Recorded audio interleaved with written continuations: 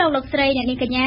អរគុណចំពោះភក្ដីភាពរបស់លោកអ្នកដែលបានបើកស្ដាប់ការផ្សាយព័ត៌មានរបស់វិទ្យុបារាំងអន្តរជាតិ RFE នៅពេលនេះម៉ោង 7 យប់កម្មវិធីព័ត៌មានដោយសួងសុខធារីលោកនាយករដ្ឋមន្ត្រីហ៊ុនសែនទៅទស្សនកិច្ចនៅប្រទេសជប៉ុនប៉ូលីសកំពុងបន្តស៊ើបអង្កេតការចូលលួចដ៏ធំមួយនៅលើកំពូលភ្នំឧដុង្គកម្ពុជាបង្កើនការនាំអង្គរសរីរាង្គទៅកាន់ទីផ្សារបរទេសជប៉ុនបារម្ភពីការផ្ទុះបដិវត្តន៍នៅកូរ៉េខាងជើងក្រោយពីការបណ្ដេញលោកចាងសុងថេកលោកបានគីមុននឹងប្រមុខការទូតអាមេរិក Kerry ទូរស័ព្ទទៅនាយករដ្ឋមន្ត្រីបង់ក្លាដេស RFI លោកនាយករដ្ឋមន្ត្រីហ៊ុនសែនបានដឹកនាំគណៈប្រតិភូមួយក្រុមចាក់ចេញពីប្រទេសនៅព្រឹកថ្ងៃប្រហ័សនេះដើម្បីទៅបំពេញទស្សនកិច្ចនៅប្រទេសជប៉ុនតាមការគ្រោងទុកប្រមុខរដ្ឋាភិបាលកម្ពុជាត្រូវចូលរួមកិច្ចប្រជុំកំពូលអាស៊ានជប៉ុនលើកទី40និងកិច្ចប្រជុំកំពូលមេគង្គជប៉ុនលើកទី5ដែលនឹងប្រព្រឹត្តទៅចាប់ពីថ្ងៃទី12ដល់ថ្ងៃទី14ធ្នូនៅទីក្រុងតូក្យូបន្ទាប់មកគឺជាដំណើរបំពេញទស្សនកិច្ចផ្លូវការនៅក្នុងប្រទេសជប៉ុនចាប់ពីថ្ងៃទី15ដល់ថ្ងៃទី16ធ្នូប៉ែនបូណារាយការណ៍ពិស្ដាដំណើរទៅកាន់ប្រទេសជប៉ុនរបស់លោកនាយករដ្ឋមន្ត្រីហ៊ុនសែននិងប្រតិភូជាន់ខ្ពស់កម្ពុជានៅពេលនេះមានរយៈពេលដល់ទៅ6ថ្ងៃមុនផ្ដើមទស្សនកិច្ចផ្លូវការលោកនាយករដ្ឋមន្ត្រីនឹងចូលរួមកិច្ចប្រជុំកំពូលធំៗពីរគឺកិច្ចប្រជុំកំពូលអាស៊ានជប៉ុនលើកទី40និងកិច្ចប្រជុំកំពូលមេគង្គជប៉ុនលើកទី5នៅទីក្រុងតូក្យូចាប់ពីថ្ងៃទី12ដល់ថ្ងៃទី14ធ្នូ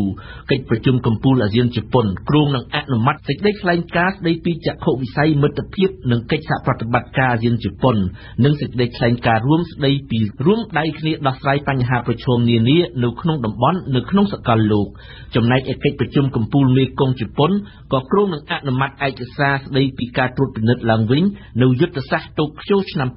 2012សម្រាប់កិច្ចសហប្រតិបត្តិការមេគង្គជប៉ុនផងដែរនេះបើយោងតាមសេចក្តីប្រកាសព័ត៌មានរបស់ក្រសួងការបរទេសបន្ទាប់ពីកិច្ចប្រជុំកំពូលទាំងពីរនេះលោកនាយករដ្ឋមន្ត្រីហ៊ុនសែននឹងផ្ដើមទស្សនកិច្ចផ្លូវការនៅក្នុងប្រទេសជប៉ុនចាប់ពីថ្ងៃទី15ដល់ថ្ងៃ17ធ្នូប្រមុខរដ្ឋាភិបាលកម្ពុជាគ្រោងជួបពិភាក្សាការងារជាមួយនាយករដ្ឋមន្ត្រីជប៉ុនគឺលោកស៊ីនហ្សូអាបេនឹងចូលថ្វាយបង្គំគាល់ព្រះចៅអធិរាជជប៉ុននៅក្នុងព្រះបរមរាជវាំងផងដែរនៅក្នុងអំឡុងពេលទស្សនកិច្ចនេះឯកសារចំនួន4នឹងត្រូវចុះហត្ថលេខារវាងភាគីទាំងពីរឯកសារទាំង4នោះរួមមានលិខិតបដូរសារចំនួន3ទាក់ទងទៅនឹងគម្រោងកែលម្អផ្លូវជាតិលេខ1គម្រោងធ្វើឲ្យប្រសើរឡើងនៅមន្ទីរពេទ្យបង្អែកខេត្តព្រះសីហនុនិងគម្រោងកែលម្អសម្ភារៈសម្រាប់ជួសជុលស្ពានហាលខាងលិចនៃប្រាសាទអង្គរវត្តព្រមទាំងអនុសារណៈស្តីពីការផ្លាស់ប្ដូរនិងកិច្ចសហប្រតិបត្តិការយោធារវាងប្រទេសទាំងពីរគួរកត់សម្គាល់ថាជប៉ុនគឺជាប្រទេសផ្ដល់ជំនួយដ៏ធំមួយរបស់កម្ពុជាចាប់តាំងពីឆ្នាំ1992រហូតមកទល់សព្វថ្ងៃ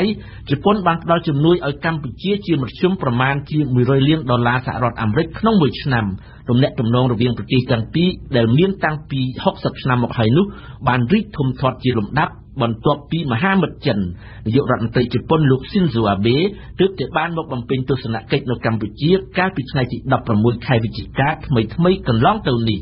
ប្រជាពលរដ្ឋតំណាងសហគមន៍មកពីខេត្តស្ទឹងត្រែងនិងខេត្តរតនគិរីចំនួន9នាក់នៅព្រឹកថ្ងៃទី12ធ្នូនេះបានដាក់ញត្តិសុំឲ្យស្ថានទូតប្រទេសចិនប្រចាំនៅកម្ពុជាជួយអន្តរាគមន៍លើករណីក្រុមហ៊ុនចិនដែលកំពុងអភិវឌ្ឍលើគម្រោងទំនប់វារីអគ្គិសនីនៅទន្លេស្រែពកនិងទន្លេសេសានការសាងសង់ទំនប់វារីអគ្គិសនីនៅខេត្តស្ទឹងត្រែងនិងខេត្តរតនគិរីត្រូវបានលោកនីកមានតំណាងសហគមន៍បញ្ជាក់ថាបានបង្កផលប៉ះពាល់ធ្ងន់ធ្ងរដល់ធនធានធម្មជាតិផងនិងប៉ះពាល់ដល់ជីវភាពរស់នៅរបស់ប្រជាពលរដ្ឋសហគមន៍ផង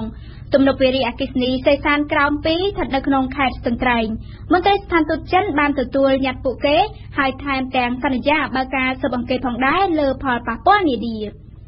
ដោយឡែកកោតព្រះបរមសារីរិកធាតុនិងវត្ថុមានតម្លៃត្រូវបានចោរលួចចេញពីព្រះសក្យមុនីចេតិយកាលពីខែច័ន្ទនគរបាលជាតិនៃក្រសួងមហាផ្ទៃបានទទួលស្គាល់ថាមានអំពើចោរកម្មយ៉ាងដូចនេះមែនហើយបច្ចុប្បន្នប៉ូលីសកំពុងបើកការស៊ើបអង្កេតមួយយ៉ាងក្តៅគគុកញឹមសុផលរាយការណ៍លម្អិត មន្ត្រីជាន់ខ្ពស់នៃអគ្គស្នងការនគរបាលជាតិក្រសួងមហាផ្ទៃបានឲ្យដឹងថាពិតជាមានអំពើចោរកម្មដែលបានប្រព្រឹត្តឡើងដោយជនមិនស្គាល់មុខនៅលើកំពូលភ្នំព្រះរាជទ្រព្យឬភ្នំឧដុង្គប្រកាសមែនលោកឧត្តមសេនីយ៍ឯកគៀតចន្ទរិទ្ធអ្នកនាំពាក្យអគ្គស្នងការនគរបាលជាតិក្រសួងមហាផ្ទៃបានថ្លែងប្រាប់វិទ្យុបារាំង RFE នៅថ្ងៃប្រហ័សនេះថាប៉ូលីសកំពុងស៊ើបអង្កេតករណីនេះជាបន្តបន្ទាប់ពីមានការកត់ត្រានិងប្រម៉ែប្រមូលភស្តុតាងពីកន្លែងកើតហេតុនៅពេលដែលសមត្ថកិច្ចបានទទួលដំណឹងនេះភ្លាមកាលពីថ្ងៃច័ន្ទទោះជាយ៉ាងនេះក្តីការវិតម្លៃណាមួយនៅមិនទាន់បានធ្វើនៅឡើយទេខណៈដែលការស៊ើបអង្កេតកំពុងតែបន្តនិងមានភាពប្រញាប់ប្រញាល់នេះបើតាមលោកគៀតចន្ទរិទ្ធក៏ប៉ុន្តែជាជំហានដំបូងកោតដ៏មានតម្លៃសម្រាប់ដាក់ព្រះបរមសារីរិកធាតុរបស់ព្រះពុទ្ធសាមណគោតមបានបាត់ហើយសូមបញ្ជាក់ថាដំណឹងនៃការសង្ស័យថាមានចោរចូលលួចកោតព្រះបរមសារីរិកធាតុនិងវត្ថុមានតម្លៃមួយចំនួននៅក្នុងសក្យមុនីចេតិយភ្នំឧដុង្គស្ថិតនៅក្នុងខេត្តកណ្ដាលនោះបានកើតឡើងកាលពីព្រលប់ទៀបភ្លឺថ្ងៃទី10ខែធ្នូមកម្លេះបើទោះជាគេមិនទាន់ដឹងថាមានវត្ថុមានតម្លៃអ្វីខ្លះក្រៅពីកោដ្ឋតម្កល់ព្រះសារីរិកធាតុត្រូវបានចោរលួចទៅបាត់នោះក៏ប៉ុន្តែមន្ត្រីមួយចំនួនដែលស្និទ្ធនឹងការងារនេះបាននិយាយប្រាប់ប្រព័ន្ធផ្សព្វផ្សាយក្នុងស្រុកនៅព្រឹកនេះដែរថាវត្ថុដ៏មានតម្លៃដែលពួកចោរថ្មិលចូលលួចនោះគឺជាកោដ្ឋដែលធ្វើអំពីមាសសុទ្ធទម្ងន់10គីឡូក្រាមនិងមានដាំត្បូងពេជ្រមានតម្លៃជាច្រើនសរុបទាំងអស់ប្រហាក់ប្រហែល$1 លានហើយកន្លងមកក៏ដូចជាបច្ចុប្បន្នដែរតំបន់ភ្នំឧដុង្គត្រូវបានគ្រប់គ្រងដោយមន្ទីរវប្បធម៌ខេត្តកណ្ដាលដែលមានឆ្មាំយាមជាង20នាក់សុទ្ធសឹងជាបុគ្គលិកអណ្ដែតដែលមើលទៅមិនមានលទ្ធភាពក្នុងការការពារវត្ថុដ៏មានតម្លៃសម្រាប់ព្រះពុទ្ធសាសនានិងប្រជាពលរដ្ឋខ្មែរនោះទេទាក់ទងទៅនឹងការបាត់បង់វត្ថុដ៏មានតម្លៃដែលមិនអាចកាត់ថ្លៃបាននេះប្រជាពលរដ្ឋបានធ្វើការរិះគន់ថាគឺជាការធ្វេសប្រហែសរបស់អាជ្ញាធរដែលមិនមានវិធានការការពារឲ្យបានរឹងមាំទុកជាមុននៅពេលដែលដឹងថាវត្ថុជាទីគោរពទាំងនោះមានតម្លៃក្នុងផ្លូវធម៌ដ៏មហាសាលនិងផ្លូវលោកជាទ្រព្យសម្បត្តិក៏ដោយដើម្បីពង្រឹងប្រសិទ្ធភាពការងារនិងផ្ដល់នូវទំនុកចិត្តដល់អ្នកវិនិយោគក្នុងការធ្វើអាជីវកម្មឲ្យបានកាន់តែល្អប្រសើរថែមទៀតក្រសួងពាណិជ្ជកម្មបានចេញសេចក្តីសម្រេចបង្កើតបញ្ចូលតែមួយក្នុងការចុះបញ្ជីពាណិជ្ជកម្មដល់បណ្ដាក្រុមហ៊ុនដែលកំពុងតែប្រតិបត្តិការអាជីវកម្មនៅក្នុងប្រទេសកម្ពុជាដើម្បីជាការកែសម្រួលនីតិវិធីពាណិជ្ជកម្មនិងផ្ដល់ភាពងាយស្រួលចំពោះពាណិជ្ជករនិងអ្នកវិនិយោគិនទាំងឡាយទាំងក្នុងស្រុកនិងក្រៅស្រុកដែលមានបំណងចង់បើកក្រុមហ៊ុនធ្វើអាជីវកម្មនៅក្នុងប្រទេសនេះបើយោងទៅតាមសេចក្តីប្រកាសព័ត៌មានរបស់ក្រសួងពាណិជ្ជកម្មកាលពីពេលថ្មីៗនេះ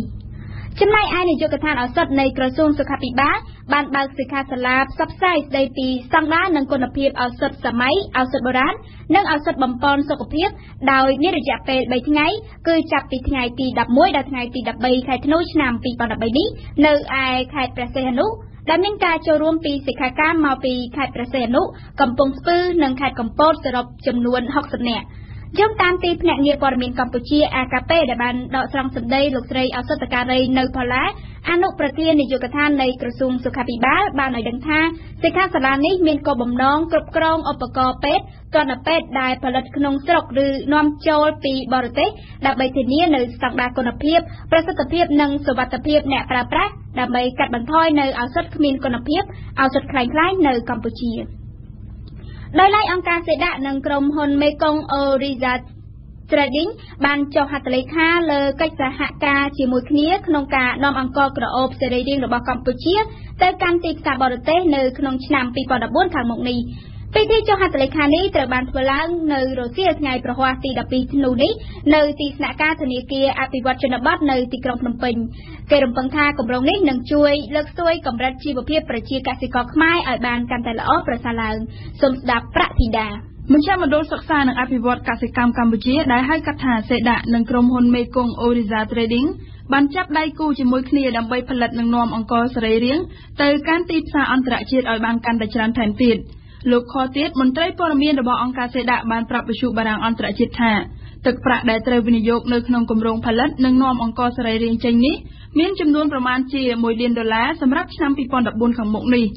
ទឹកប្រាក់ទាំងនោះនឹងត្រូវប្រើប្រាស់សម្រាប់បង្កើតឃ្លាំងស្តុកទុកនិងរោងម៉ាស៊ីនកិនស្រូវសរីរាង្គចំនួន6កន្លែងលោកបានបញ្ជាក់ទៀតថាអង្គការសេដាក់ធ្លាប់បាននាំអង្ករសរីរាង្គរបស់កម្ពុជាទៅកាន់ទីផ្សារអាមេរិកនិងបណ្ដាប្រទេសមួយចំនួននៅក្នុងសហភាពអឺរ៉ុបរួចហើយប៉ុន្តែបន្ទាប់ពីពិធីចុះហត្ថលេខាជាមួយនឹងក្រុមហ៊ុនមេកុងអូរីហ្សានេះរួចអង្ករសរីរាង្គកម្ពុជានឹងត្រូវបាននាំទៅកាន់ទីផ្សារបរទេសផ្សេងៗទៀតជាច្រើនដែលរួមមានប្រទេសចិន ហុងកុង ម៉ាឡេស៊ីនិងបណ្ដាប្រទេសក្នុងតំបន់អាស៊ីផ្សេងទៀត បន្ទាប់ពីអង្គរកម្ពុជាបានជាប់ចំណាត់ថ្នាក់លេខ1ខាងរសជាតិឆ្ងាញ់ក្នុងការប្រកួតជាលក្ខណៈអន្តរជាតិ2ឆ្នាំជាប់គ្នាមកអង្គរក្រអូបកម្ពុជាមានតម្រូវការខ្ពស់ក្នុងទីផ្សារបរទេសហើយមានតម្លៃរហូតដល់ទៅជាង$1ក្នុង1គីឡូក្រាមសម្រាប់ការនាំចេញទៅបរទេសកត្តានេះបានផ្ដល់អត្ថប្រយោជន៍យ៉ាងច្រើនសម្រាប់ប្រជាពលរដ្ឋកម្ពុជា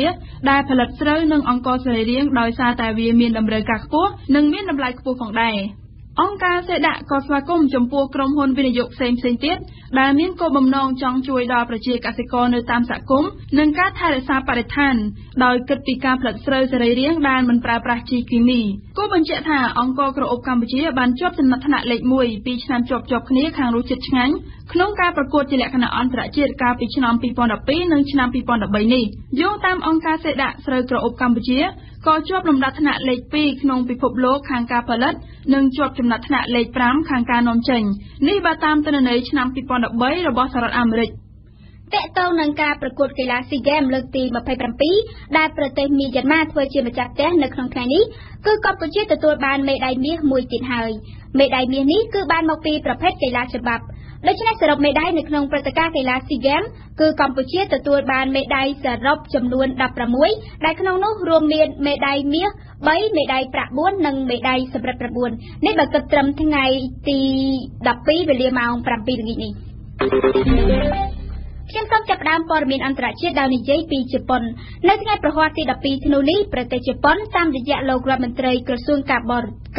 រជាតិបានអះអាងថាលោកបារម្ភខ្លាចតែការបណ្ដេញលោកចាងសុកថេកចេញពីអំណាចកន្លងទៅខ្លាចទៅជាភ្លើងបញ្ឆេះឲ្យមានការធ្វើបដិវត្តទូទៅនៅកូរ៉េខាងជើងសូមជម្រាបថាលោកចាងសុកថេកដែល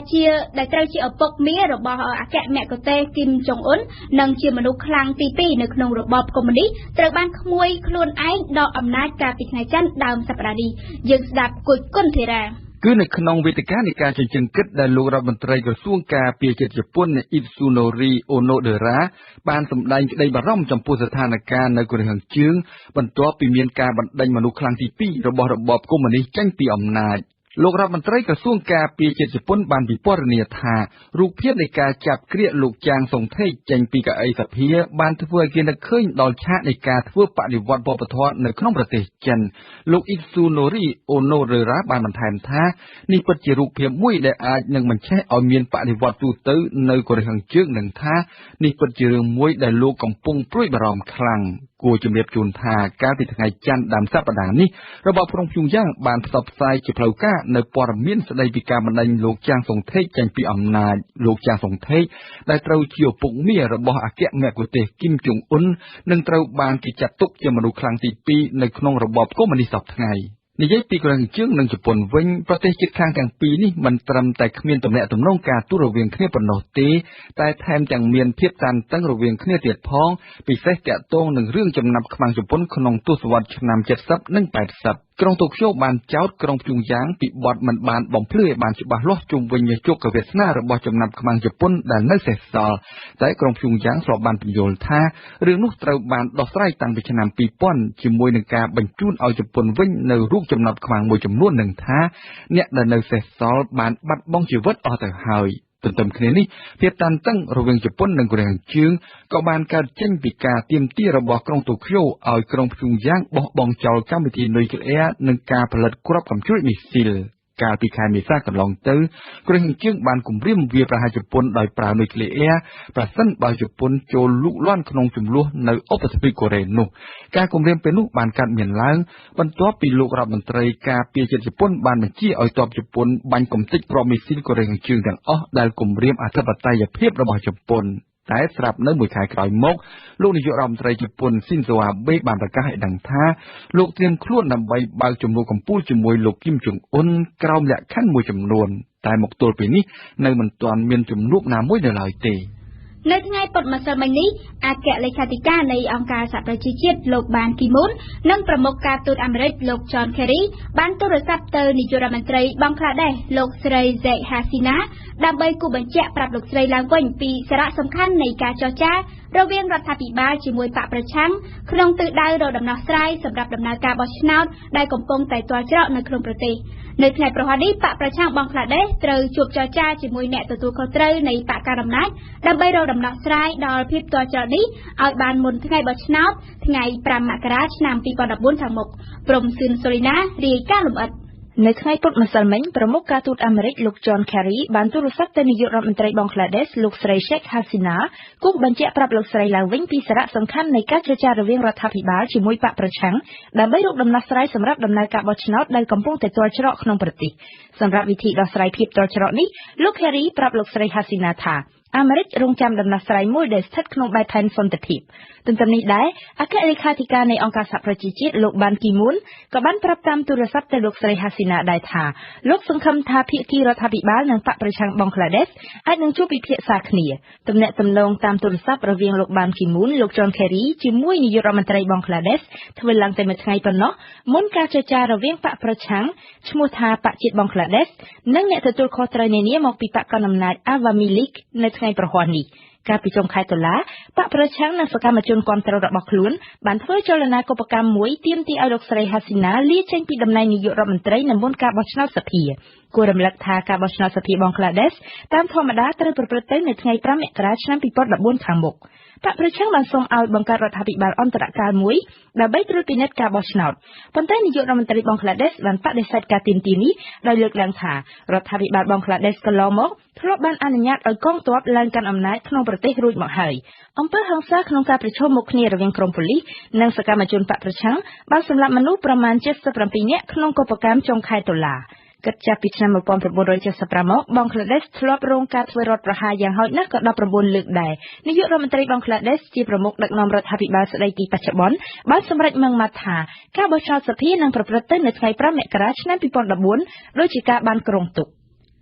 នៅឯប្រទេសកេនយ៉ានាថ្ងៃប្រហ័សនេះជនវាយប្រហារបានក្រវែងគ្រាប់បែកដៃទៅលើក្រុមអ្នកទេសចរជនជាតិអង់គ្លេសប៉ុន្តែបានបរាជ័យដោយសារតែគ្រាប់បែកមិនផ្ទុះនេះបើយកតាមសម្ដីរបស់ប៉ូលីសនេះគឺជាការវាយប្រហារដ៏កម្រមួយដែលតម្រង់គោលដៅទៅលើក្រុមទេសចរដែលជាកូនសោសេដ្ឋកិច្ចលោកមេប៉ូលីសទីក្រុងមុំបាសាដែលជាកន្លែងកើតហេតុនោះបាននិយាយថា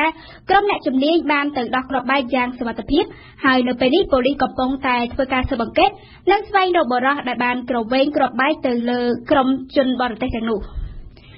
ដោយឡែកអាកាសចរកូរ៉េខាងត្បូងនៅថ្ងៃប្រហ័សនេះនិយាយថាពួកគេនឹងគោរពតាមបទបញ្ជាដែលបានដាក់ចេញដោយទីក្រុងប៉េកាំងដែលបានប្រកាសអំពីដែនអាកាសថ្មីលើលំហសមុទ្រចិនខាងកើត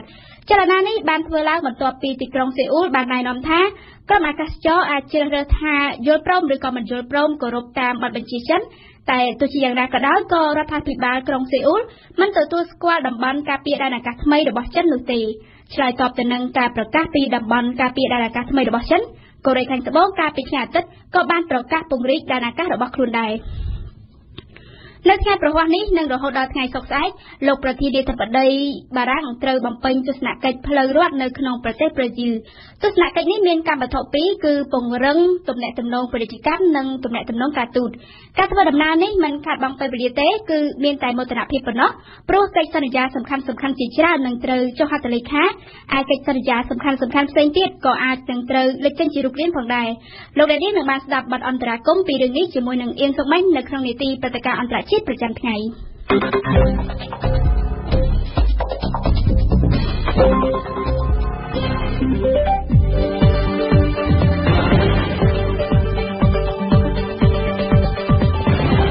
វិទ្យុបារាំង AIC ភ្នំពេញ92 MHz សៀមរាប92 MHz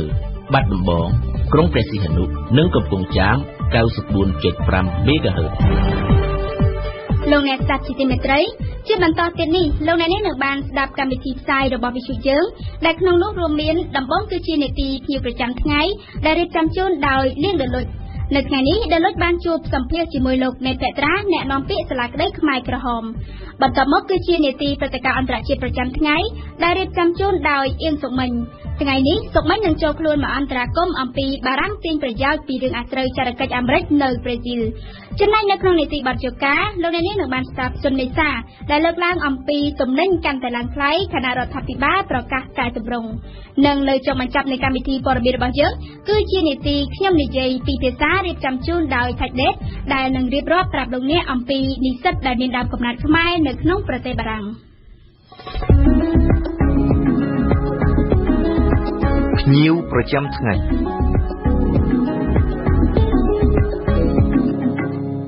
ភ្ញៀវប្រចាំថ្ងៃរបស់វិទ្យុបារាំងនៅថ្ងៃប្រហ័សទី12ធ្នូនេះគឺលោកនេតភក្ត្រាអ្នកនាំពាក្យសាលាក្តីខ្មែរក្រហម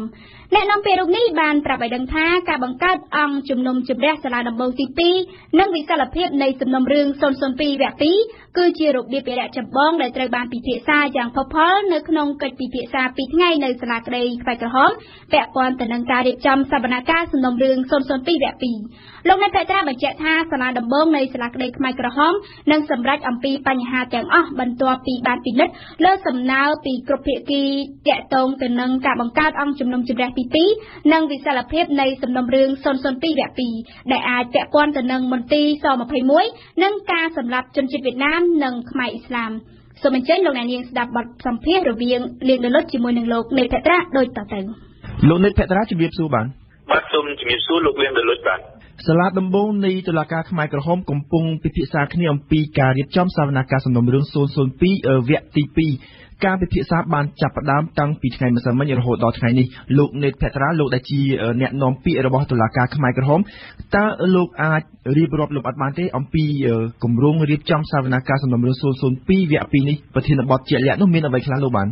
បាទសូមអរគុណគឺនៅក្នុងថ្ងៃទី11ក៏ដូចជានៅថ្ងៃទី12ខែធ្នូអង្គជំនុំជម្រះសាលាដំបងបានបើកកិច្ចប្រជុំរៀបចំសវនកម្មនៅក្នុងសំណុំរឿង002វគ្គទី2ហើយប្រធានបទសំខាន់ដែលអង្គជំនុំជម្រះបានលើកឡើងដើម្បីវិភាសាជាមួយនឹងភាគីពាក់ព័ន្ធនានារួមមានព្រះរាជអាជ្ញាមានមេធាវីការពារក្តីឲ្យតាមបណ្ដឹងរដ្ឋប្រវេណី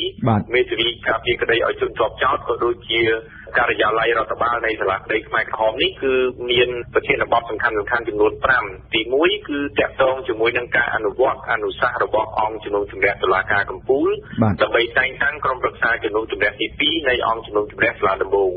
ទី2គឺការពិភាក្សាទៅលើបញ្ហារដ្ឋបាលនៃកិច្ចប្រជុំរៀបចំសវនកម្មលើសំណុំរឿង002ទី3គឺតាក់ទងជាមួយនឹងវិសាលភាពនៃសំណុំរឿង002វគ្គទី2ហើយនឹងដំណាក់កាលនៃសវនកម្មនាពេលខាងមុខក៏ដូចជាចំណុចទី4តាក់ទងជាមួយនឹងការកំណត់កាលបរិច្ឆេទ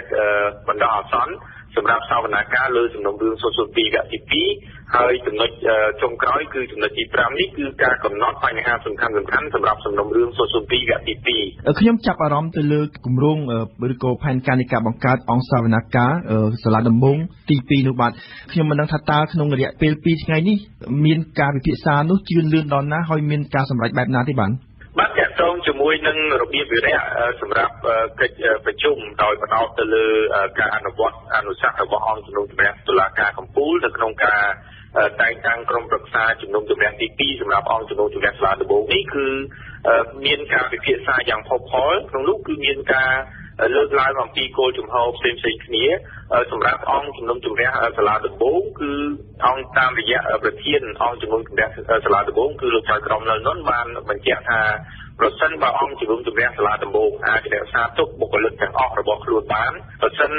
ប្រធានអង្គជំនុំជម្រះសាលាដំបងបានប្រមាណថាសាលក្រមនៅក្នុងសំណុំរឿង002វគ្គទី1ហ្នឹងគឺអាចនឹងត្រូវប្រកាសនៅក្នុងត្រីមាសទី2នៅក្នុងឆ្នាំ2014ហើយដូច្នេះហើយគឺអង្គជំនុំជម្រះសាលាដំបងនឹងចាប់ផ្ដើមសវនកម្មនៅក្នុងសំណុំរឿង002វគ្គទី2ព្រាមបន្ទាប់ពីនោះក្នុងករណីដែលវិសាលភាពនៃផ្នែកទី2ដែលត្រូវធ្វើសវនកម្មហ្នឹងត្រូវបានសម្រាប់រួចរាល់នៅពេលនោះហើយការលើកឡើងអំពីគោលជំហរនេះគឺបញ្ជាក់ថាអង្គជំនុំជម្រះសាលាដំបងគឺមិនចាំបាច់ត្រូវការ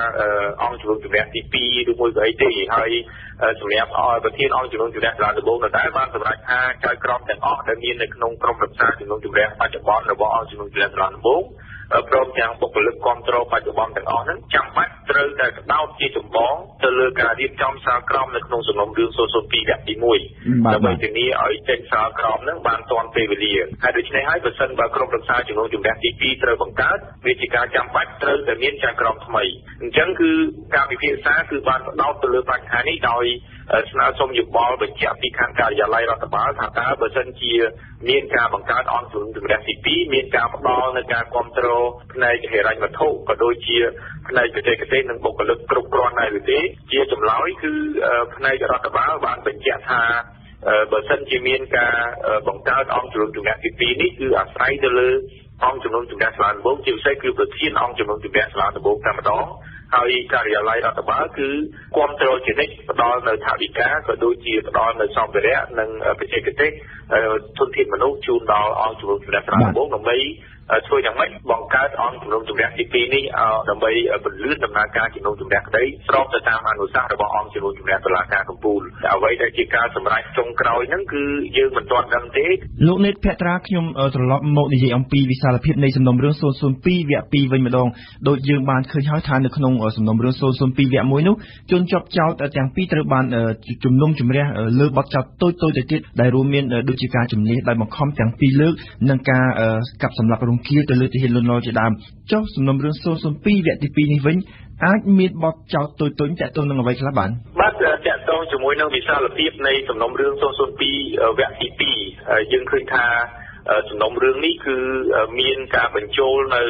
អង្គហេតុជាច្រើនដែលតាក់ទងជាមួយនឹងមានទាំងពីមន្ទីរស21មានទាំងពីការដ្ឋានការងារសហករណ៍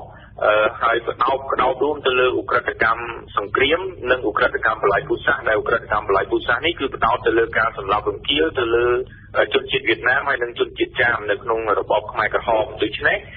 វិសាលភាពនេះគឺគេមិនទាន់បានបញ្ជាក់ឲ្យច្បាស់នៅឡើយទេដោយសារតែភាគីពាក់ព័ន្ធនានាគឺមានការស្នើសុំផ្សេងៗគ្នាអញ្ចឹងគឺនៅក្នុងកិច្ចប្រជុំសវនាការនេះអង្គជំនុំជម្រះសាលាដំបូងនឹងស្ដាប់នៅការលើកឡើងអំពីតលហេកពីខាងព្រះរាជអាជ្ញាពីខាងជនជាប់ចោទដើម្បីស្ដាប់នៅការមតិយោបល់នេះហើយមុននឹងឈានទៅដល់ការសម្រេចថាតើវិសាលភាពរបស់សំណុំរឿង002វគ្គទី2នេះគឺត្រូវផ្ដោតទៅលើអង្គហេតុរួមអ្វីខ្លះលោកនេតភក្ត្រាតើគេអាចដឹងហើយឬនៅការបរិច្ឆេទនៃការចាប់ផ្ដើមសំណុំរឿង002វគ្គ2នោះបាទតាក់ទងជាមួយនឹងការបរិច្ឆេទនេះក៏ជាចំណុចមួយដែលកំពុងតែពិភាក្សាដែរសម្រាប់ព្រះរាជអាជ្ញាគឺបានលើកឡើងថាដោយយោងតាមអនុសាសន៍របស់អង្គជំនុំជម្រះតុលាការកំពូលគឺការជំនុំជម្រះក្តីនៅក្នុងសំណុំរឿង002វគ្គទី2នេះគឺត្រូវតែធ្វើឲ្យបានឆាប់រហ័សតាមតែអាចធ្វើទៅបានហើយបើតាមព្រះរាជអាជ្ញាគឺគាំទ្រឲ្យមានការបើកសវនាការលើសំណុំរឿង002វគ្គទី2នេះជាមួយនឹងការបង្កើតអង្គជំនុំជម្រះទី2ចាប់ផ្ដើមពីខែកុម្ភៈឆ្នាំ2014ទៅក៏ប៉ុន្តែគោលជំហរនេះគឺបានបញ្ជាក់ដោយអង្គជំនុំជម្រះសាលាដំបូងដែលសម្រាប់ខ្លួនគឺត្រូវពិចារណាទៅលើការបង្កើតអង្គជំនុំជម្រះនេះគឺមួយក៏យ៉ាងម៉េចដែលយើងនឹងមិនទាន់ដឹងនៅឡើយទេសម្រាប់ភាគីជនជាប់ចោទគឺមានការគ្រប់គ្រងនិងមានការរងចាំរហូតដល់ប្រកាសសាលក្រមទី1អញ្ចឹងគឺព័ត៌មានក៏ដូចជាគោលជំហរតាក់ទងជាមួយនឹងការកំណត់នៅការបរិច្ឆេទនេះគឺកំពុងតែត្រូវបានលើកឡើងមកពិភាក្សាហើយអ្វីដែលជាការសំខាន់ហ្នឹងគឺស្ថិតនៅក្នុងការសម្រេចចិត្តរបស់អង្គជំនុំជម្រះសាលាដំបូងទេដែលឥឡូវនេះគាត់កំពុងតែប្រមូលនៅព័ត៌មានទាំងឡាយដើម្បីបញ្ជាក់ថាតើគាត់មានលទ្ធភាពគ្រប់គ្រាន់តុលាការផ្ដល់នៅមធ្យោបាយគ្រប់គ្រាន់ដើម្បីអាចឲ្យគាត់នឹងដំណើរការងារនៅក្នុងកម្រិតណាតើត្រូវបង្កើតអង្គជំនុំជម្រះទី2ឬមួយក៏ត្រូវរងចាំរហូតដល់ការប្រកាសសាលក្រមលើសំណុំរឿងវគ្គទី1នោះនិយាយអំពីបញ្ហាថវិកាវិញម្ដងថ្នាក់ដឹកនាំសាលាក្តីខ្មែរក្រហមបានបង្ហាញរួចហើយគម្រោងថវិកាសម្រាប់ឆ្នាំ2014និង2015បើតាមព័ត៌មាននោះគឺថាគម្រោងថវិកានេះមានជាង$50 លានខ្ញុំចង់ដឹងចំនួនពិតប្រាកដមែនទែនទៅគឺជាង$50 លាននោះ តើ50ប្រមាណលានដុល្លារហើយមានការអនុម័តជាផ្លូវការហើយឬនៅដើម្បីអាចថាភាគីទាំងពីរទាំងរដ្ឋាភិបាលកម្ពុជានិងអង្គការសហប្រជាជាតិអាចអំពាវនាវរកហិរញ្ញវត្ថុទាំងនោះបានលោកភក្ត្រាបានបាទសូមជំរាបតាក់ទងជាមួយនឹងគម្រោងថវិកានេះគឺយើងមិនទាន់មានរបាយការណ៍ផ្លូវការនៅឡើយទេដោយសារតែគម្រោងថវិកានេះកំពុងតែស្ថិតនៅក្រោមការត្រួតពិនិត្យក៏ដូចជាសិក្សាពីក្រមប្រទេសម្ចាស់ជំនួយនៅឡើយដែលក្រមប្រទេសម្ចាស់ជំនួយកំពុងតែស្វែងរកព័ត៌មានបន្ថែមទៀតដើម្បីបង្គ្រប់ទៅលើរបាយការណ៍គម្រោងថវិកាទាំងអស់នេះមុននឹងឈានទៅដល់ការសម្រេចហើយការអនុម័តរួមក៏ប៉ុន្តែសម្រាប់ភាគីជាតិរបស់យើងខ្ញុំសូមធានាថាយើងមានថវិកាដល់ឆ្នាំ2013មានន័យថាក្នុងខែធ្នូនេះយើងមិនមានបញ្ហាការទេដោយសារតែគម្រោងថវិកាដែលយើងមានសម្រាប់ចុងឆ្នាំគឺយើងទទួលបានការគាំទ្រពីរាជរដ្ឋាភិបាលកម្ពុជាដែលបានផ្ដល់ចំនួនប្រាក់ចំនួន$1.8 លានអាមេរិកសម្រាប់ភាគីជាតិនៅក្នុងគម្រោងថវិកាខ្លួនឆ្នាំ2014និង2015គឺយើងត្រូវការថវិកាប្រមាណជា$10 លានជាងបាទប្រហែលជា$10.4 លានដែលជាចំនួនមួយដែលមានការថយចុះបើប្រៀបធៀបទៅនឹងឆ្នាំមុនក្នុងការផ្ដល់ថវិកានេះគឺយើងទទួលបានការគាំទ្រពីរាជរដ្ឋាភិបាលកម្ពុជាតែសម្រាប់រយៈពេល2ឆ្នាំ2014និង2015គឺភាគីជាតិទទួលថវិកាចំនួន$3.3 លានអាមេរិកសម្រាប់ឆ្នាំ2014គឺ$1.7 លានហើយសម្រាប់ឆ្នាំ2015គឺ$1.6 លានហើយថវិកាដែលនៅសេសសល់ប្រមាណជា$4 លានជាងទៀតសម្រាប់បំពេញថវិកាមួយឆ្នាំនេះគឺយើងកំពុងតែរងចាំការគាំទ្រផ្នែកថវិកាពីក្រមប្រទេសម្ចាស់ជំនួយហើយបើតាមព័ត៌មានយើងដឹងគឺគម្រោងថវិកានេះអាចនឹងអនុម័តនៅក្នុងខែមករាខាងមុខបាទលោកនេតភក្ត្រាខ្ញុំមានសំណួរខ្លីចុងក្រោយមួយមុននឹងបញ្ចប់បទសម្ភាសន៍នេះសហព្រះរាជអាជ្ញាអន្តរជាតិថ្មីគឺលោកនីកូឡាគូមចាន់នោះត្រូវបានព្រះមហាក្សត្រតែងតាំងជាផ្លូវការហើយនៅពេលនេះគាត់ចាប់ផ្ដើមការងាររបស់គាត់ហើយមែនដែរទេលោកភក្ត្រាបានលោកនីកូឡាកុំចាន់នេះគឺគាត់បានមកបំពេញការងារនៅសាលាក្រីខ្មែរក្រហមហ្នឹងតាំងតែពីដើមខែតុលាមកម្លេះហើយគាត់បានទទួលការតែងតាំងជាផ្លូវការហើយពីឧត្តមក្រុមប្រឹក្សានៃអង្គការក្រមហើយគាត់បានបំពេញការងារហើយតាំងពីថ្ងៃម្សិលមិញដល់ថ្ងៃនេះគឺគាត់បានចូលរួមយ៉ាងសកម្មនៅក្នុងកិច្ចប្រជុំរៀបចំសវនាការដើម្បីបំពេញការងារក្នុងការជំនុំជម្រះក្តីលើសំណុំរឿង002វគ្គទី2អរគុណលោកនេតភក្ត្រាសម្រាប់ការផ្ដល់បទសម្ភាសន៍ដល់វិទ្យុបារាំងអន្តរជាតិទាក់ទងទៅនឹងស្ថានភាពទូទៅរបស់សាលាក្តីខ្មែរក្រហមពិសេសការរៀបចំសវនាការសំណុំរឿង002វគ្គទី2ជំរាបលាលោកបានសូមអរគុណហើយសូមជម្រាបលាបាទព័ត៌មានលឿនរហ័សច្បាស់លាស់និងស៊ីជម្រៅវិទ្យុបារាំង RFE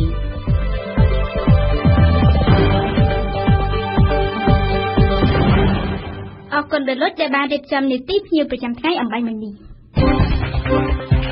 ព្រឹត្តិការណ៍អន្តរជាតិប្រចាំថ្ងៃ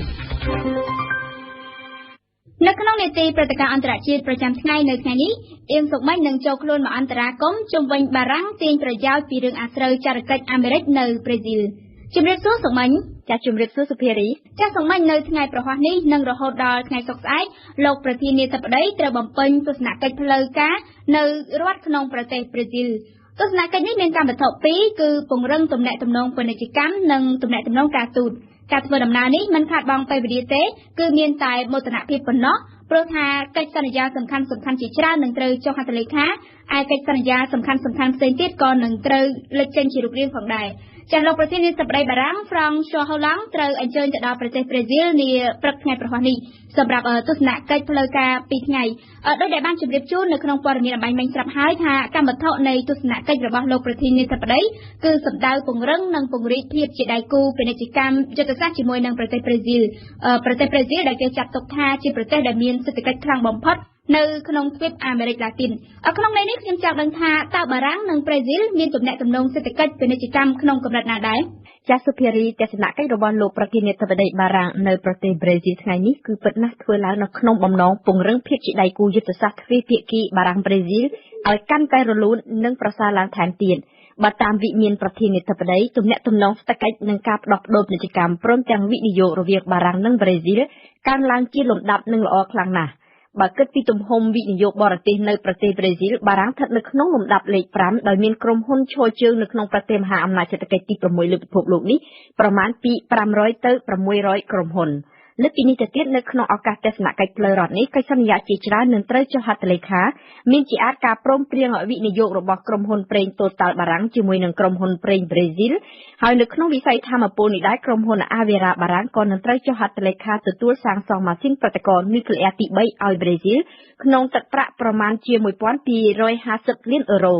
កិច្ចសន្យាដ៏សំខាន់មួយទៀតក្នុងទំហំទឹកប្រាក់ប្រមាណជា400លានអឺរ៉ូគឺក្នុងវិស័យផ្កាយរណបនិងទូរគមនាគមន៍ក្រុមហ៊ុនតាឡេសបារាំងនឹងដើរតួជាអ្នកផ្គត់ផ្គង់ផ្កាយរណបទូរគមនាគមន៍ស៊ីវិលនិងយោធាហើយក្រុមហ៊ុន Ariane Space គឺជាអ្នកធ្វើប្រតិបត្តិការបង្ហោះ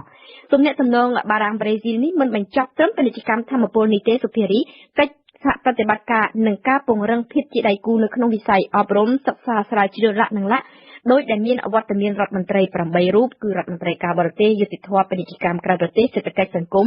កសិឧស្សាហកម្មអប់រំសិក្សាស្រាវជ្រាវឧត្តមសិក្សាលក្ខណៈបានអមដំណើរប្រធានាធិបតីជាផុសតាំងស្រាប់ចុះបាននិយាយតាក់ទងទៅនឹងការលក់យន្តហោះប្រដេញ Rafale ដែលបារាំងបានចែកចង់លក់ទៅឲ្យប្រេស៊ីលតាំងពីសម័យប្រធានាធិបតីមុនហើយបែរជាស្ងាត់ឈឹងទៅវិញអស់មួយរយៈពេលវែងនោះតើវានឹងអាចមានពន្លឺឬក៏ឱកាសគោះកកាយមកពិភាក្សានៅពេលនេះដែរឬទេចាដល់សុភារីអវត្តមានរបស់រដ្ឋមន្ត្រីក្រសួងការពារជាតិនៅពេលនេះអាចធ្វើឲ្យគេគិតនិងសន្និដ្ឋានបានថាទំនងជាគ្មានកិច្ចព្រមព្រៀងនៅក្នុងវិស័យយោធាទេក៏ប៉ុន្តែដូចខ្ញុំបានជម្រាបអំបញ្ញមិញអញ្ចឹងថាប្រេស៊ីលបានងាកមកប្រើបច្ចេកវិទ្យាបារាំងក្នុងការព្រមព្រៀងលើវិស័យទូរគមនាគមន៍បង្ហោះផ្កាយរណបដែលនេះគឺជាជម្រើសមួយដ៏មានអត្ថន័យបំផុតបញ្ហាបូរណភាពដែនដីដែលជាចំណុចរសើបសម្រាប់គ្រប់ប្រទេសទាំងអស់ហើយនៅប្រេស៊ីលបញ្ហានេះទើបតែមានអត្ថន័យខ្លាំងជាថ្មីបន្ទាប់ពីមានរឿងអាស្រូវចារកិច្ចអាមេរិកដែលបើកកកាយដោយ Edward Snowden ថាមានការលួចស្ដាប់កិច្ចសន្ទនារវាងលោកស្រីប្រធានាធិបតីប្រេស៊ីល Dilma Rousseff និងសហការីព្រមទាំងសេនាធិការដ្ឋានខាងគ្រប់គ្រងប្រេងទៀតបានធ្វើឲ្យប្រេស៊ីលអស់ទំនុកចិត្តរលីងឬក៏ទាំងស្រុងទៅលើទីក្រុង Washington លោកស្រីប្រធានាធិបតីថែមទាំងបានលុបចោលទស្សនកិច្ចផ្លូវរដ្ឋរបស់លោកស្រីនៅក្នុងសហរដ្ឋអាមេរិកផងកាលពីខែតុលាកន្លងទៅហើយនៅក្នុងពេលដែលមានវិបត្តិការទូតជាមួយនឹងសហរដ្ឋអាមេរិកដូចនេះប្រេស៊ីលបែរជាងាកមកឃើញបច្ចេកវិទ្យាបារាំងហើយព្រមទទួលយកបច្ចេកវិទ្យានេះទៀតដូច្នេះការប្រកួតប្រជែងលក់យន្តហោះចម្បាំង Rafale ក៏ត្រូវតែមានសន្ទុះថ្មីដែរប្រេស៊ីលដែលគេសន្មតថាទំនងជាចង់បានយន្តហោះចម្បាំងអាមេរិក Boeing នោះប្រហែលជានឹងអាចបដូរចិត្តវិញនៅនាទីចុងក្រោយផងក៏ថាបានរដ្ឋមន្ត្រីក្រសួងការពារជាតិបារាំងមិនអមដំណើរប្រធានាធិបតីមែននៅពេលនេះក៏ប៉ុន្តែអគ្គនាយកក្រុមហ៊ុនផលិតយន្តហោះបានចូលរួមនៅក្នុងដំណើរទស្សនកិច្ចនេះក្នុងនាមជាថៅកែគម្រោងទិញយន្តហោះចម្បាំង36គ្រឿងរបស់ប្រេស៊ីលនេះមានតម្លៃដល់ទៅប្រមាណ$5000 លានជាសំណុំរឿងដ៏ផុយស្រួយនិងសំខាន់បំផុតហើយដូច្នេះហើយទើបមានប្រធានាធិបតីអេលីសេរបស់បារាំងចង់ធ្វើអ្វីតាមសម្រួលមិនចង់ឲ្យប្រេស៊ីលសម្រេចចិត្តអ្វីដោយប្រថុយពេកទេសូមមិញយើងបាននិយាយច្រើនអំពីទំនាក់ទំនងសេដ្ឋកិច្ចពាណិជ្ជកម្មរវាងបារាំងនិងប្រេស៊ីលចុះថាតើផ្នែកការទូតតើអ្វីទៅជាកម្មវត្ថុនៅក្នុងដំណើរទស្សនកិច្ចនេះចាកម្មវត្ថុគឺពង្រឹងទំនាក់ទំនងវិស័យការទូតដែរលោកប្រធានាធិបតីហូឡង់ត្រូវលើកយកជំរើសធ្វើអន្តរាគមន៍នៅប្រទេសសាធារណរដ្ឋអាហ្វ្រិកកណ្ដាលទៅពន្យល់លោកស្រី Dilma Rousseff ពីព្រោះថាកាលពីឆ្នាំទៅលោកស្រីធ្លាប់បានរិះគន់និងសម្ដែងការព្រួយបារម្ភយ៉ាងខ្លាំងចំពោះបារាំងថាមានគំនិតអាណានិគមចាស់គម្រិលតាមរយៈការធ្វើអន្តរាគមន៍យោធានៅប្រទេសម៉ាលីការរិះគន់និងការគាំទ្របេក្ខភាពរបស់ប្រទេសមិចស៊ីកជាប្រធានអង្គការពាណិជ្ជកម្មពិភពលោកដែលកាលនោះបានធ្វើឲ្យទំនាក់ទំនងប្រទេសទាំងពីររៀងអាប់អួរបន្តិចក៏ប៉ុន្តែជាមួយនឹងពេលវេលាជាពិសេសនៅពេលនេះជាមួយនឹងការពិភាក្សាបេក្ខភាពប្រេស៊ីលនៅក្នុងក្រុមប្រឹក្សាសន្តិសុខអង្គការសហប្រជាជាតិដៃគូពាណិជ្ជកម្មទាំងពីរប្រហែលជានឹងអាចរកឃើញភាពកក់ក្ដៅដាក់គ្នាទៅវិញទៅមកហើយសុភារីខ្ញុំសូមអរគុណសុកមិញដែលបានចូលខ្លួនមកអន្តរាគមន៍នៅពេលនេះវិទ្យុបារាំង AFE ជាខេមរៈភាសាផ្សាយមួយថ្ងៃ13ម៉ោងពីម៉ោង7ព្រឹកដល់ម៉ោង8យប់ដោយមានកម្មវិធីព័ត៌មាន3ម៉ោងក្នុងមួយថ្ងៃគឺពេលព្រឹកពីម៉ោង7ដល់ម៉ោង8ថ្ងៃរសៀលពីម៉ោង1ដល់ម៉ោង2ពេលយប់ពីម៉ោង7ដល់ម៉ោង8សូមកុំភ្លេចបើកស្ដាប់វិទ្យុបារាំង AFE 92 MHz នៅភ្នំពេញនិងសៀមរាប 94.5 MHz នៅបាត់ដំបងក្រុងព្រះសីហនុនិងកំពង់ចាមស្ដាប់វិទ្យុបារាំងដើម្បីស្គាល់ពិភពលោកកាន់តែច្បាស់និងដើម្បីទទួលចំណេះដឹង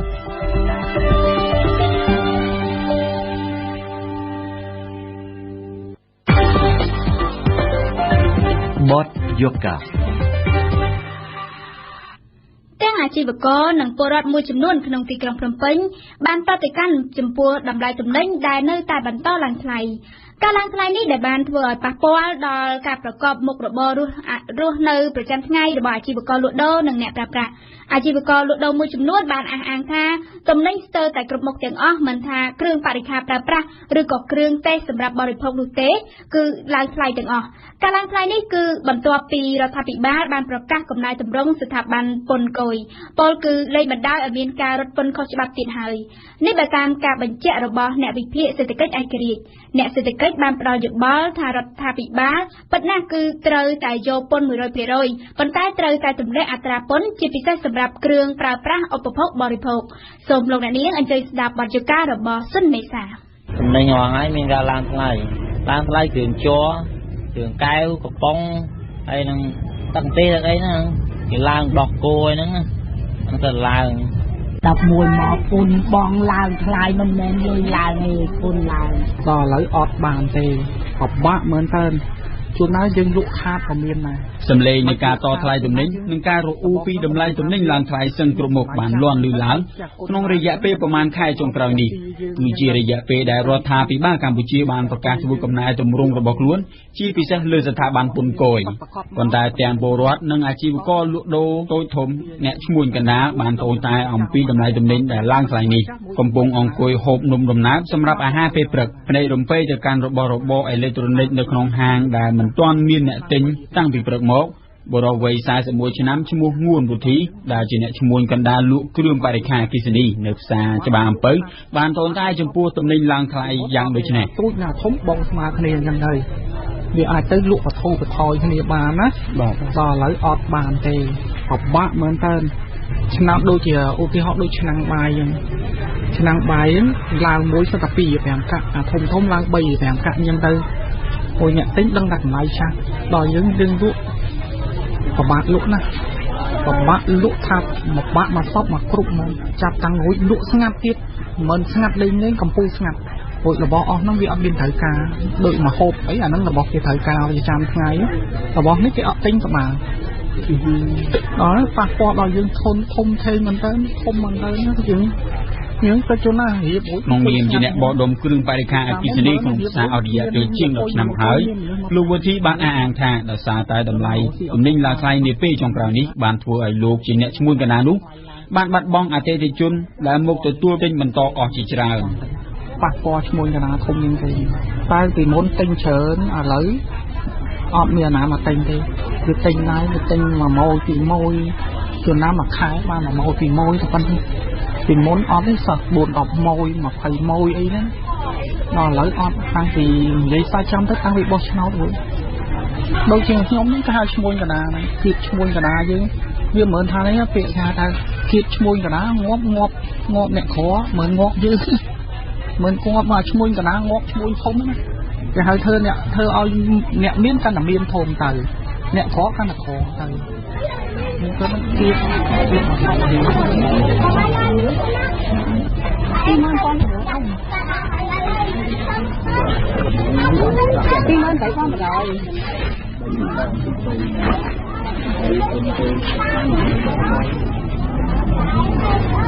ผมบอกอ๋ออย่างนี้ตั้งแต่เคยจำเป็นไอ้นี่ลางไฟมาไปเขียนลางไฟให้ทางขนมโซยิงลางไฟเลยบอกขนมสกลางได้ก่อนลางติดตูดเนี่ยอดดาวทางแถว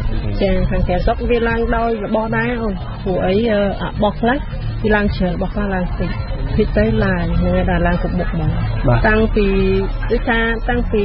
5 10จง5 10ปีนั่งมาเวลาคล้ายหัวไอ้หวานดึกปนนะที่ถ้าจบเนี่ยลูกโดเครื่องเตะกระมุกเนี่ยใส่สุกเพลงได้ประกอบมุกระบอนี่อริยะเปย์7 10ឆ្នាំមកហើយនោះក៏បានតូនតែដែលថាក្នុងរយៈពេល1ខែចុងក្រោយនេះទំនិញគ្រឿងទេសរបស់អ្នកស្រីបានឡើងថ្លៃដែលធ្វើឲ្យអ្នកបរិភោគមួយចំនួនបានធ្វើការជ្រើសរើសការកាត់បន្ថយការចំណាយរបស់ខ្លួនលើមុខម្ហូបអ្នកស្រីសុកភេងបន្តគឺថាបានថ្លៃជាងវាពិបាកលក់ទៅចឹងបាទលក់ធ្វើគ្នាអ្នកខ្លះគេហូមទៅបានអញ្ចឹងណាហើយគេអត់ទៅមានលុយជាងគេអត់ទៅលក់ដាច់ណាទេវាហូបតិចអញ្ចឹងណាគេថ្លៃទៅគេទៅហ៊ានហូបអត់ នេះដាច់ដោយសារគេយកទៅប្រើការទៅទិញការទិញអីចឹងណាគេចេះទិញទៅគេចាំបាច់ណាអ្នកហូបធម្មតាចឹងអត់ទៅមានគេមកទិញទេណាបើថាគេទិញយកទៅធ្វើបុណ្យធ្វើអីហ្នឹងគេមានទិញគេត្រូវការប្រើចាំបាច់វាឡើងថ្លៃច្រើនដែរអបម៉ាញ់ឡើងប្រហែលនេះមុខខ្លះទៅឡើង1គីឡូ10000អីចឹងទៅមុខខ្លះទៅឡើង1000 2000ចឹងទៅព្រោះអាហ្នឹងទិញមកសិតត្រកេះហ្នឹងអីបានមួយកេះវាចឹងតម្លៃវាអាខ្លះឡើង10រៀលឡើងទៅឡើង3-4រៀលចឹងទៅវាដល់មុខបាទមុខខ្លះទៅវាឡើងតិចមុខខ្លះឡើងច្រើនបាត់ដែរស្ងាត់ទៅអីឥឡូវថ្ងៃនេះវាមិនទាំងដាច់ផងអូកាលពីមុនត្រូវហើយបានអត់ទាន់ថ្លៃចាត្រូវហើយមួយឯងមើលអ៊ីទិញមុនទៅ39ចំណែកឯគ្រឿងក្រអូបវិញក៏មិនអាចគេចផុតពីការឡើងថ្លៃបាននោះដែរអ្នកលក់គ្រឿងក្រអូបនៅផ្សារច្បារអំពៅបានរអ៊ូយ៉ាងដូចនេះពិបាកព្រោះធ្លាប់លក់ថោកដល់ឡើងថ្លៃចឹងអ្នកទិញមកត្អូនត្អែហើយយ៉ាប់លក់ដូរខតនិយាយមួយគេបញ្យលគេដូចថាជាក្របពីការឡើងថ្លៃអីចឹងណាឲ្យគេយល់ជួនកាលខ្លះក៏គេយល់ទៅខ្លះក៏គេថាដូចថាគេអត់ជឿអញ្ចឹងណាដល់ពេលយូរស្ថិតក្នុងសម្លៀកបំពាក់ជាយុវវ័យកញ្ញាសេងស្រីទូអាយុ26ឆ្នាំដែលកំពុងទិញគ្រឿងក្រអូបបានលើកឡើងថាគ្មានជំរឿននោះទេចំពោះការឡើងថ្លៃបែបនេះប៉ុន្តែការឡើងថ្លៃយ៉ាងដូចនេះគឺជាបញ្ហាណាស់សម្រាប់អ្នកមានជីវភាពខ្សត់ខ្សោយផ្លែស្ពៃសាច់ខ្ញុំបីថាខ្ទឹមអីបច្ចេកក៏ឡើងថ្លៃខ្ញុំបាក់ថវិកាកាត់បន្ថយទៅមានរបស់ឆ្ងាញ់ហូបអញ្ចឹងណាលោកមុនយើងអាចហូបរបស់ឆ្ងាញ់បានប៉ះពាល់មិនទេខ្វះខាតលុយកាក់អីចឹងចង់ឲ្យគេគិតគូរកុំឲ្យវាឡើងថ្លៃសំណុំពរឲ្យអ្នកលក់ឬក៏ជាសេដ្ឋកិច្ចឲ្យចុះថោកខ្លះមិនខុសពីកញ្ញាខាងលើនោះទេដែលរអ៊ូរទាំចំពោះតម្លៃឡើងថ្លៃនេះបរិហោតសុកដែលមានអាយុ32ឆ្នាំនិងជាអ្នកប្រកបមុខរបរលក់បាយឆាមីឆាគុយទាវនិងទឹកក្លុកវិញក៏មិនបង្អង់មាត់ឡើយចំពោះទំនិញឡើងថ្លៃនេះមិនថាឡើងថ្លៃគ្រឿងបរិក្ខារអគ្គិសនីឬគ្រឿងទេសនោះសូម្បីតែគ្រឿងប្លាស្ទិកដូចជាកែវជ័រថង់ក៏ឡើងថ្លៃផងដែរជាមួយនឹងការឡើងថ្លៃយ៉ាងដូចនេះបរិហោតសុកក៏បានសំណូមពរយ៉ាងដូចនេះឡើងដែរខ្ញុំต้องសំណូមពរឲ្យយើងអស់គ្នានឹងជួយរួបរวมគ្នានឹងជួយរឿងនៃហ្នឹងឲ្យវាបានចុះថោកអស់គ្នាទៅយើងស្រួលរកស៊ីលក់ដូរហ្នឹងឲ្យវាស្រួលអស់គ្នាណាកុំឲ្យវាមានណាបាយដល់អញ្ចឹងវាមានអ្នកបាក់មានអ្នកស្រួលអាតំណែងហ្នឹងជួនកាលអ្នកខ្លះគេឡើងគេស្រួលរហូតទំនិញនៅកម្ពុជាបានចាប់ដើមឡើងថ្លៃជាពិសេសទំនិញដែលកម្ពុជាមិនអាចផលិតបានខ្លួនឯងនៅក្នុងស្រុកការឡើងថ្លៃនេះគឺបានកើតឡើងក្រោយរដ្ឋាភិបាលកម្ពុជាអាណត្តិទី5បានប្រកាសកំណែទម្រង់ពន្ធគយរបស់ខ្លួនដោយយកពន្ធទៅលើទំនិញគ្រប់មុខទាំងអស់ក្នុងកម្រិត 100% សម្រាប់អ្នកវិភាគសេដ្ឋកិច្ចឯករាជ្យលោកច័ន្ទសុផលបានលើកឡើងថារ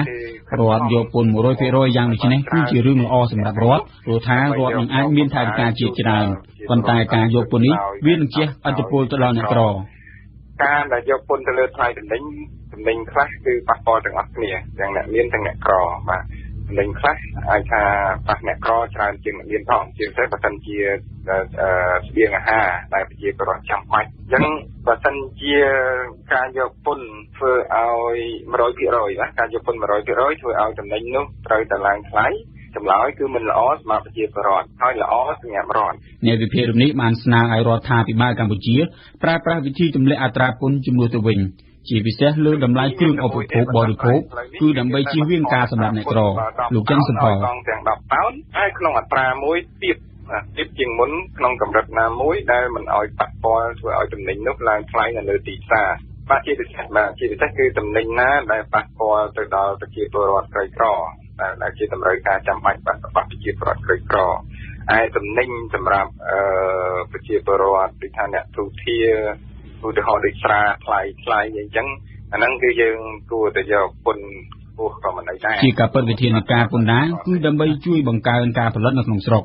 ក៏ប៉ុន្តែវានឹងជះឥទ្ធិពលខ្លាំងប្រសិនបើកម្ពុជានៅមិនទាន់អាចគ្រប់គ្រងការផលិតនៅក្នុងស្រុកខ្លួនឯងបាននោះដូច្នេះអ្នកវិភាគសេដ្ឋកិច្ចច័ន្ទសុផលបានលើកឡើងថាគោលនយោបាយជំនួសឲ្យការនាំចូលនោះគឺការវិនិយោគជាសាធារណៈដែលជារឿងចាំបាច់បំផុតសម្រាប់រដ្ឋាភិបាលក្នុងការលើកទឹកចិត្តផលិតផលនៅក្នុងស្រុក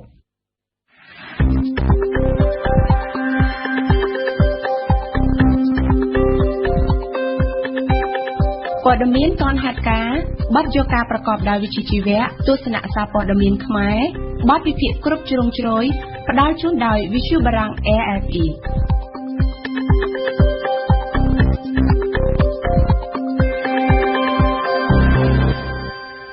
អរគុណសុនមេសាដែលបានរៀបចំបទយកាស្ដីពីទំនិញកាន់តែឡើងថ្លៃគណៈរដ្ឋាភិបាលប្រកាសកែតម្រង់លោកអ្នកនាងកំពុងស្ដាប់ការផ្សាយរបស់វិទ្យុបារាំងអន្តរជាតិ RFE ប្រសិនបើលោកអ្នកខកខានមិនបានស្ដាប់ការផ្សាយកម្មវិធីព័ត៌មានរបស់យើងលោកអ្នកនាងក៏អាចស្ដាប់ឡើងវិញឬក៏ទាញយកអត្ថបទព័ត៌មានណាមួយក៏បានដែលលោកអ្នកចង់បានដោយគ្រាន់តែចូលទៅកាន់គេហទំព័ររបស់យើងគឺ www.khmer.rfi.fr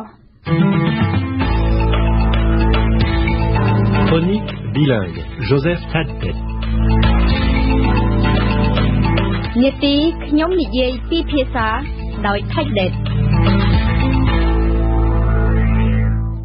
នៅក្នុងនាទីខ្ញុំនិយាយពីភាសានៅថ្ងៃនេះថៃដេតដែលជាសាស្ត្រាចារ្យមកពីវិទ្យាស្ថាន INALCO ក្នុងទីក្រុងប៉ារីប្រទេសបារាំងនឹងរៀបរាប់ប្រាប់លោកអ្នកអំពីនិស្សិតដែលមានដើមកំណើតខ្មែរនៅក្នុងប្រទេសបារាំងសូមអញ្ជើញស្ដាប់ដូចតទៅ ជំរាបសួរខ្ញុំបាទឈ្មោះ Joseph Tadpet j'ai 36 ans je suis maître de conférence à l'INALCO. À l'INALCO, on enseigne 93 langues et civilisations orientales. L'INALCO avant était connu sous le nom de l'ANZO. ភាសាកំណើតរបស់ខ្ញុំគឺភាសាខ្មែរដែលជាភាសាជាតិនៅប្រទេសកម្ពុជាខ្ញុំបាទចាប់ផ្ដើមនិយាយភាសាបារាំងគឺតាំងតែពីពេលខ្ញុំបាទបានចូលរៀនអនុវិទ្យាល័យថ្នាក់ដំបូងនៅប្រទេសបារាំងនៅទីក្រុង Marseille.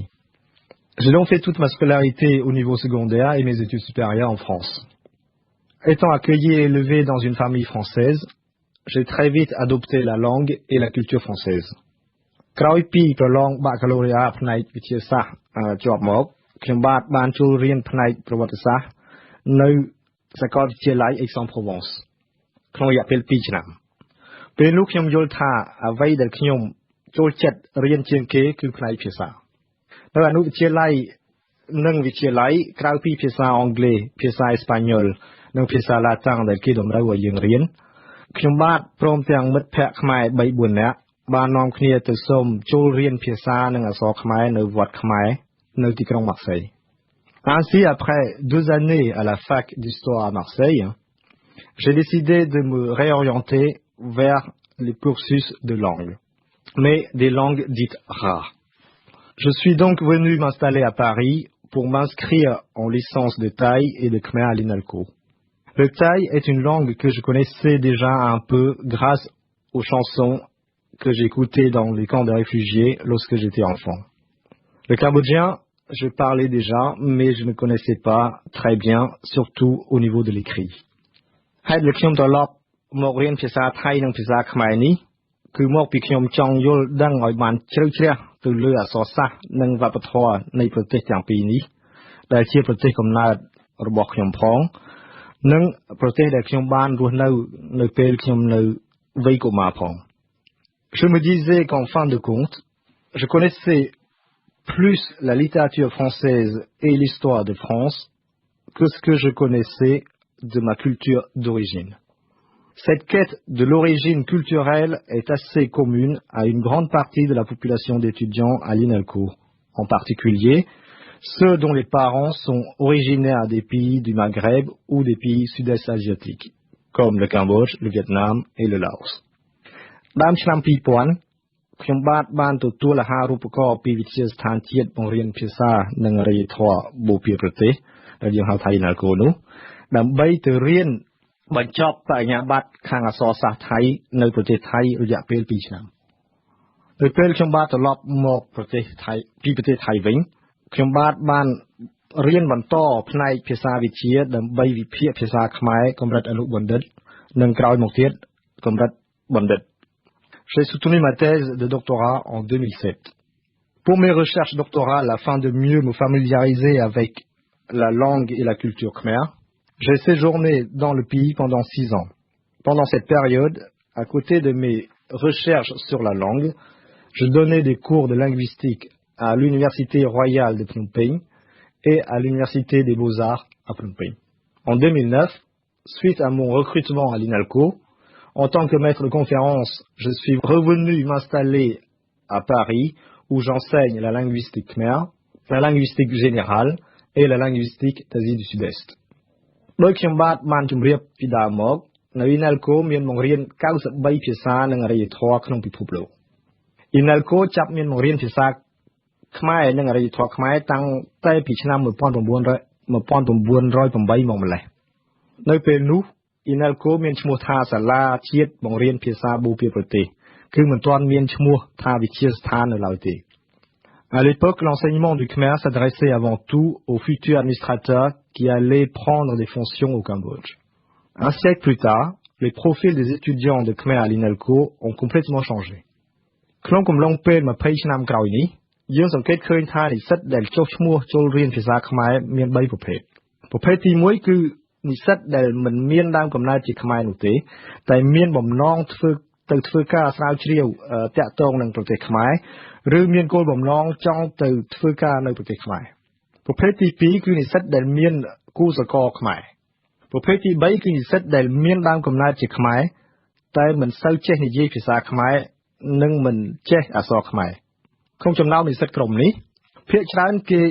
យល់ភាសាខ្មែរបានច្រើនតែគេមិនទម្លាប់និយាយភាសាខ្មែរជាមួយឪពុកម្ដាយរបស់គេ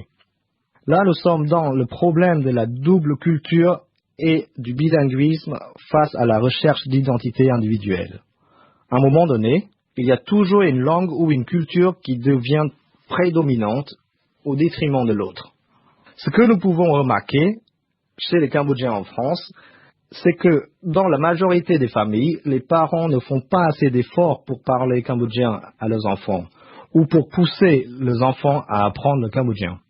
គាត់ចូលចិត្តនិយាយភាសាបារាំងលាយភាសាខ្មែរទៅកូនធ្វើឲ្យកូនខ្មែរដែលកើតនៅស្រុកបារាំងភាគច្រើនចេះខ្មែរក៏មិនស្ទាត់ចេះបារាំងក៏ស្ទើរនៅថ្ងៃនេះយើងសូមស្លេះនាទីទ្វេភាសារបស់យើងតែត្រឹមនេះសិនចុះខ្ញុំបាទនឹងរីករាយបានមកជួបអស់លោកស្រីនិងបងប្អូនអ្នកស្ដាប់ជាថ្មីម្ដងទៀតនៅសប្តាហ៍ក្រោយ Merci à toutes et à tous d'avoir suivi cette première chronique bilingue. Je serai heureux de vous retrouver la semaine prochaine pour poursuivre le problème du bilinguisme dans les familles khmer en France. វិទ្យុបារាំង AFE ជាខេមរៈភាសាផ្សាយមួយថ្ងៃ13ម៉ោងពីម៉ោង7ព្រឹកដល់ម៉ោង8យប់ដោយមានកម្មវិធីព័ត៌មាន3ម៉ោងក្នុងមួយថ្ងៃគឺពេលព្រឹកពីម៉ោង7ដល់ម៉ោង8ថ្ងៃរសៀលពីម៉ោង1ដល់ម៉ោង2ពេលយប់ពីម៉ោង7ដល់ម៉ោង8សូមកុំភ្លេចបើកស្ដាប់វិទ្យុបារាំង AFE 92 MHz នៅភ្នំពេញនិងសៀមរាប 94.5 MHz នៅបាត់ដំបងក្រុងព្រះសីហនុនិងកំពង់ចាមស្ដាប់វិទ្យុបារាំងដើម្បីស្គាល់ពិភពលោកកាន់តែច្បាស់និងដើម្បីទទួលចំណេះដឹង អរគុណថាច់ដេតដែលបានរៀបចំនីតិខ្ញុំនិយាយពីភាសាលោកអ្នកស្ដាប់វិទ្យុបារាំងអន្តរជាតិ RFE កម្មវិធីព័ត៌មានរបស់វិទ្យុយើងបានជិតដល់ទីបញ្ចប់ហើយប៉ុន្តែមុននឹងបញ្ចប់នាងខ្ញុំសូមជូនព័ត៌មានសង្ខេបសំខាន់ឡើងវិញ លោកនាយករដ្ឋមន្ត្រីហ៊ុនសែនបានដឹកនាំគណៈប្រតិភូមួយក្រុមចាក់ចេញពីប្រទេសកម្ពុជានៅព្រឹកថ្ងៃប្រហ័សនេះដើម្បីទៅបំពេញទស្សនកិច្ចនៅប្រទេសជប៉ុនតាមការក្រុមទុកប្រមុខរដ្ឋាភិបាលកម្ពុជាត្រូវចូលរួមកិច្ចប្រជុំកំពូលអាស៊ានជប៉ុនលើកទី40និងកិច្ចប្រជុំកំពូលមេគង្គជប៉ុនលើកទី5ដែលនឹងប្រព្រឹត្តទៅចាប់ពីថ្ងៃទី12ដល់ថ្ងៃទី14ខែធ្នូនៅទីក្រុងតូក្យូ ប្រជាពលរដ្ឋតំណាងសហគមន៍មកពីខេត្តស្ទឹងត្រែងនិងរតនគិរីចំនួន 9 នៅព្រឹកថ្ងៃទី12ធ្នូនេះបានដាក់ញត្តិសុំឲ្យស្ថានទូតប្រទេសចិនប្រចាំនៅប្រទេសកម្ពុជាជួយអន្តរាគមន៍លើករណីក្រុមហ៊ុនចិនដែលកំពុងអភិវឌ្ឍលើគម្រោងទំនប់វារីអគ្គិសនីនៅទន្លេស្រែពកនិងទន្លេសេសាន ដោយឡែកកោតព្រះបរមសារីរិកធាតុនិងវត្ថុមានតម្លៃត្រូវបានចោលលួចចេញពីព្រះសក្យមុនីចេតិយកាលពីថ្ងៃច័ន្ទនគរបាលជាតិនៃក្រសួងមហាផ្ទៃបានទទួលស្គាល់ថាមានអំពើចោរកម្មយ៉ាងដូចនោះមែនហើយបច្ចុប្បន្នប៉ូលីសកំពុងបើកការស៊ើបអង្កេតមួយយ៉ាងក្តៅគគុក អង្គការសេដាក់និងក្រុមហ៊ុនមេគង្គ Oriza Trading បានចុះហត្ថលេខាលើកិច្ចសហការជាមួយគ្នាក្នុងការនាំអង្ករក្រអូបសរីរាង្គរបស់កម្ពុជាទៅកាន់ទីផ្សារបរទេសនៅក្នុងឆ្នាំ 2014